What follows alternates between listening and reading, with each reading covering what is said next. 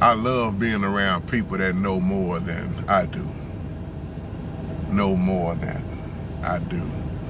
I got an old saying, I got this off my neighbor years ago. I may not be the sharpest knife in the drawer, but I don't consider myself to be the dullest one in the drawer either.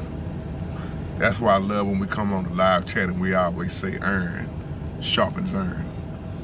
This is a video response back to you, Vito, about when you're talking about owning your own business, doing better than what you've been doing. And so many of us get so caught up in working for somebody else that we lose focus on our own goals and dreams. Now, I've learned, because I work in a very, very wealthy community, and I hang around a lot of people, male and female, who are very, very successful. And their whole outlook on life and the things that they say make a lot of sense. And unfortunately, a lot of times in our race, and I mean this out of love, not to down us, disrespect us in no kind of way, but a lot of times people in our race will down each other.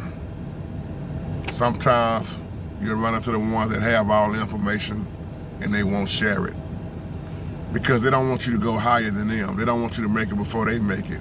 But in reality, we should be helping each other. See, what I've learned also from hanging with wealthy people is that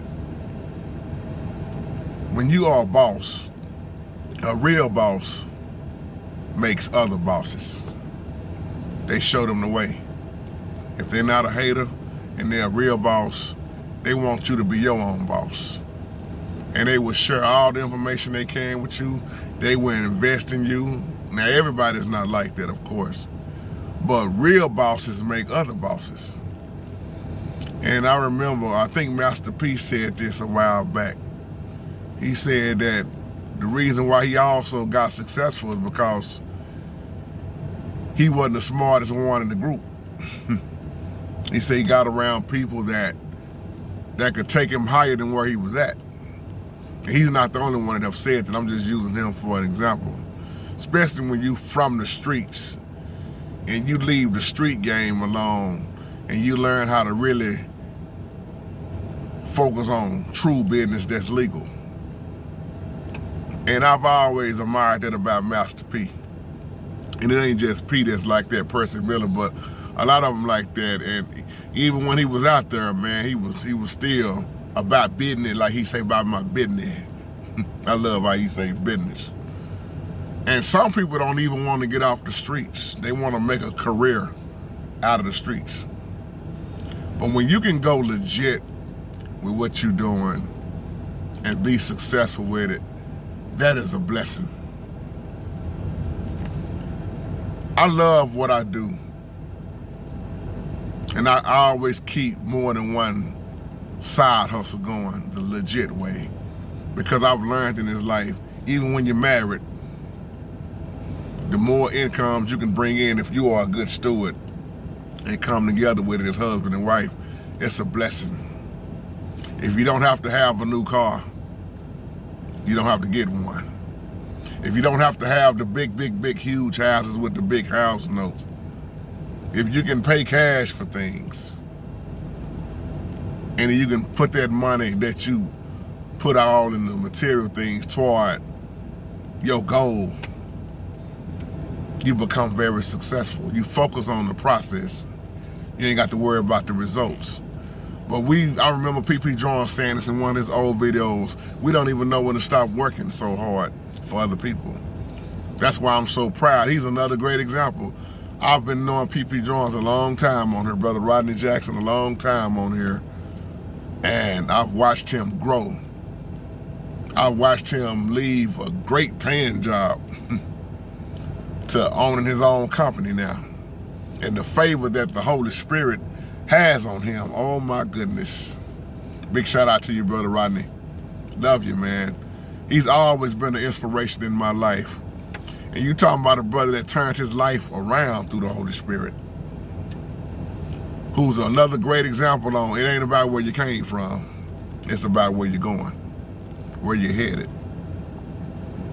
And he's not the only one I know like that. I'm just using him for an example because I know a lot of y'all watch his page as he speaks truth. But you got to have that mentality where you're going to be that go-getter.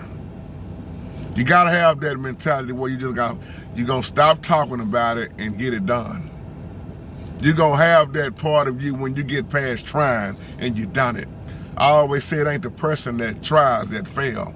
It's the person that never tried at all. And I'm going to say my 2 C's in this video again. If you don't commit to something, you won't get started. If you don't stay consistent with it, you will never finish. You want to get on that level, you got to get around people that's there, that can show you. Well, JT, what about the ones that failed at it, man, and they still trying and trying and trying? I don't know if I would listen to them. I would. Man, I would listen to anybody because you don't know who the Holy Spirit going to put you around that's going to speak that truth, that knowledge to you to help you out. I know drunks on the corner. I know people on the corner that used to be very successful, and I listen to them because one thing they can tell you is don't end up like them. They can tell you also the mistakes that they made so you won't go down that same path, even though you gotta live your life and do what you have to do too. But I love being around people that know more than me. I got a great minister buddy of mine, I call him Uncle T, Minister Robinson, who is very, very business-minded, very successful in life. And when you look at him, you'll think that this guy don't, he's not concerned about this and that. He's so laid back. That's what I love about him the most. If you would never go to his house, you wouldn't know he have the house that he have.